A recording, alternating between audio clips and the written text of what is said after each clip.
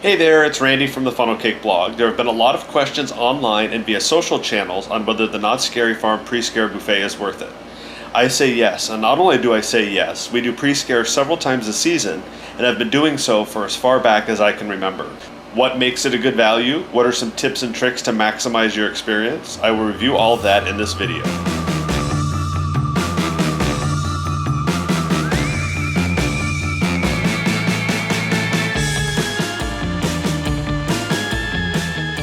Munch with the monsters before you face your fears. Knott's Scary Farm's buffet includes a buffet dinner, a fillable souvenir cup, one digital download photo taken upon entry into the event, early access to select mazes, there are 4, exclusive ride time on Ghost Rider, and interaction with select monsters.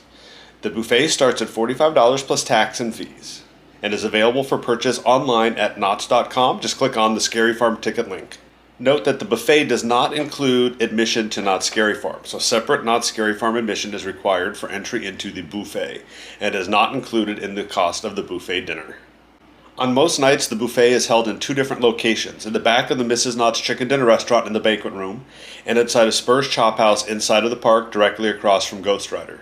Both locations offer similar menus and come with the same perks. Upon check-in, staff will direct you to the appropriate location. Typically, they are flexible if you ask for either Mrs. Knott's or Spur's, but note that Spur's may open slightly later than the Mrs. Knott's Chicken Dinner Restaurant location.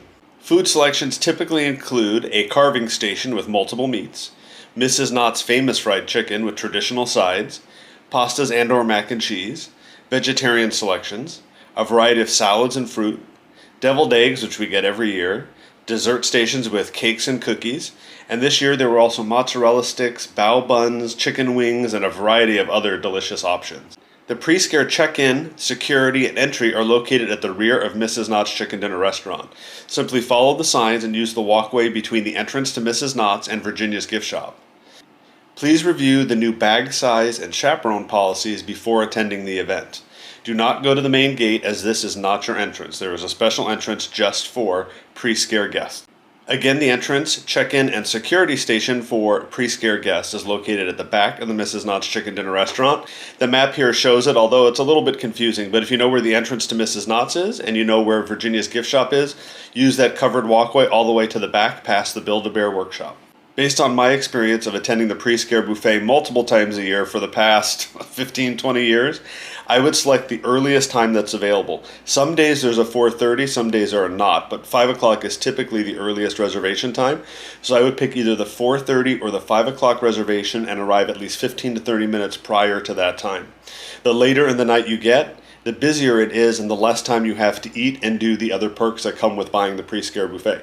So I would select the 4:30 or 5. 5:30, I would be pushing it at the 6 o'clock time, as it does not give you enough time to eat, get on Ghost Rider, and see the mazes. Also included in your buffet dinner is a souvenir refill cup that you can use throughout the night for free soft drink refills. While eating though, tip, use the paper cups, that way your cup does not get dirty before you walk around the park. I always use the paper cups while I'm eating so the souvenir cup stays clean, so when you leave the restaurant and go do the mazes, it's not already filled with soda. Another perk of the buffet dinner is the monster interaction. Yes, they'll try to come up and scare you while you're eating, but they're also very friendly and are willing to take as many photos as you'd like. When you enter through the security check, there is a step and repeat where you can stop and take pictures with a monster on the way in, and you get the free digital download later in the night. So make sure you stop at the photo booth on the way out to pick up that picture. Again, the biggest tip that I can offer is to finish eating by 6 to 6:15. That's why it's so important to get that 4:30 or 5 o'clock times. If you do get the 5:30 time and you arrive early and you can get right into your restaurant by 5:30, that gives you a half an hour to eat. But the reason I say to finish by 6 o'clock, between 6 and 6:15, is that Ghost Rider typically is open by 6 o'clock and you can ride the coaster with literally no wait.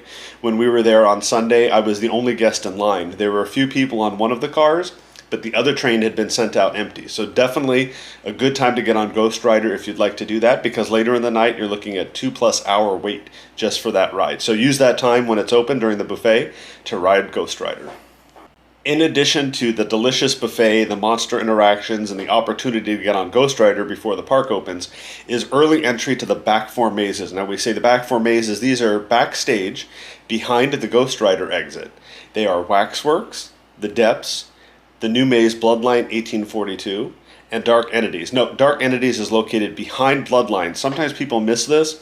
I know a Facebook group chat the other day said there were only 3 mazes backstage. There are 4. Dark Entities is located behind Bloodline, so don't miss that one. The gates to this area open at 6:30 for pre-scare guests, so make sure you utilize the time to get through as many as you possibly can before the gates open to the general public. This is a huge perk of early entry and can save you hours later on in the night if you can get through these mazes before 7 o'clock. That 6:30 early entry allows you entry into the new maze, Bloodline 1842, as I mentioned. This is a laser tag type shooting maze, which is similar to Infected if you've done Infected in years past, but this is a vampire theme, and it is absolutely gorgeous inside. There is so much detail to this maze that you may want to do it more than once. Maybe one time with the laser guns, then once without, so you can just look at the details and take in the experience.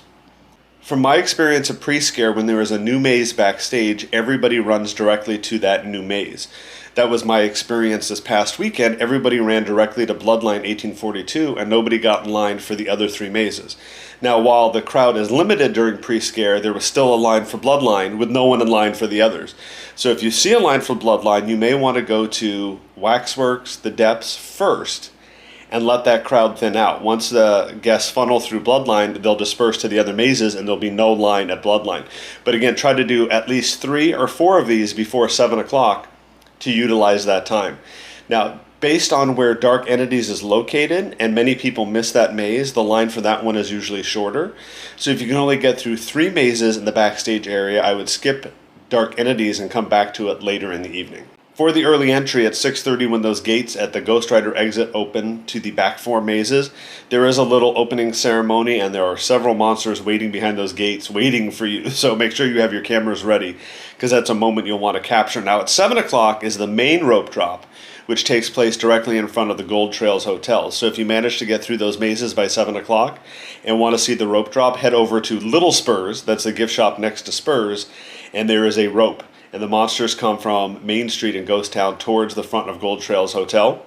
And the guests coming in for general admission will be waiting at the rope there in front of the Geode shop. So you don't want to miss that. That's actually one of the things that I like doing early entry for, is to see both opening ceremonies, the 6:30 and the 7 o'clock rope drop. So why is the pre-scare buffet worth it? Well, you get dinner. So even if you just have snacks and desserts, it's worth getting in early. You also get that free refill cup with refill sodas all night long. You get that exclusive monster photo op with a photo that you can pick up afterwards. You get to interact with the monsters while you're eating and take photos inside the restaurants. You get the exclusive Ghost Rider ride time, and you get early entry into 4 mazes, which are backstage. If you time it correctly, you can get through 3 to 4 mazes before 7 o'clock and use that time prior to the mazes opening to ride Ghost Rider. So if you want to do the roller coaster and you want to get through all the mazes, that extra hour there is a huge time saver. Definitely take advantage of that. And that's why it makes the pre-scare buffet definitely worth it. Plus that full spread with the buffet inside the restaurant. You need 3 reasons to come to pre-scare. 1, 2, 3. And I'm the most important!